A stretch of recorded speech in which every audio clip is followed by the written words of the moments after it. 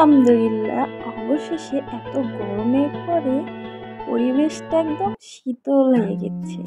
Hello everyone, আসসালামু আলাইকুম। কেমন আছেন সবাই? প্রতিদিনের মতো চলে এসেছি আরেকটি ব্লগ নিয়ে। তো আজকে সকাল থেকেই বৃষ্টি আর মেঘলা আকাশ।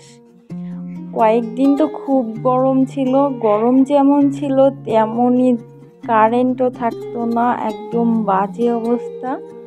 তো আজকে যেহেতু বৃষ্টি, তো এইটাই তো সুযোগ বৃষ্টি বিলাস করার। এই জন্য আমিও ঝটপট রেডি হয়ে গেলাম বৃষ্টি বিলাসের জন্য রেডি হতে। তো বৃষ্টি দেখে আমার হাজবেন্ড তো সকালেই বলতেছে আজকে তো সবজি দিয়ে গরম গরম খিচুড়ি খাওয়াই যায়, সাথে কিন্তু মাছ ভাজি দরকার। তো আমিও কিন্তু ঝটপট রেডি হয়ে গেলাম সব কিছু রেডি করে নিয়ে। এই তো আমি সব সবজি রেডি করে নিয়েছি। এখানে আজকে আমি পুঁই শাকও দিব। এটা থেকে আজকে একটা আমার কথা মনে পড়ে গেল। ছোটবেলায় আমাদের স্কুলে পুষ্টিবিদ অনুষ্ঠান হতো, ওখানে দেখতাম অনেক ধরনের সবজি আমাদের চেনানো হতো এবং সেই সাথে সবজি খিচুড়ি আমাদের নরম নরম করে রান্না করে খাওয়ানো হতো, আমাদের সামনেই রান্না করতো। তখন যে কি আনন্দ লাগতো, একদম পিকনিকের মতো। তো সেই কথাটা আজকে মনে পড়ে গেল। আসলে এই ছোটবেলাটা কত মধুর ছিল। তো যাই হোক, এই তো আমি সব কিছু প্রেসার কুকারে দিয়ে নিয়েছি, একে একে সব মশলা দিয়ে নিচ্ছি।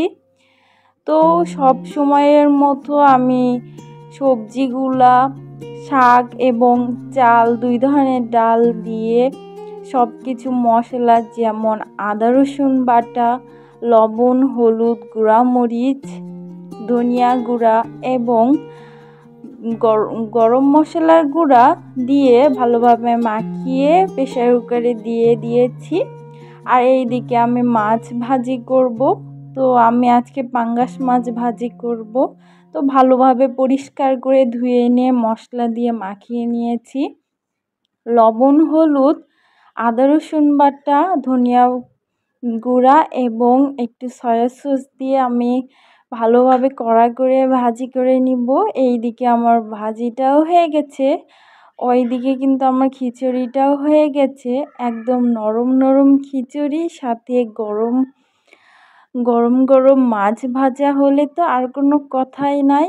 তো এই গরম গরম খিচুড়ি খাওয়ার সাথে সাথে আজকে ভিডিও শেষ করছি। আল্লাহ হাফেজ।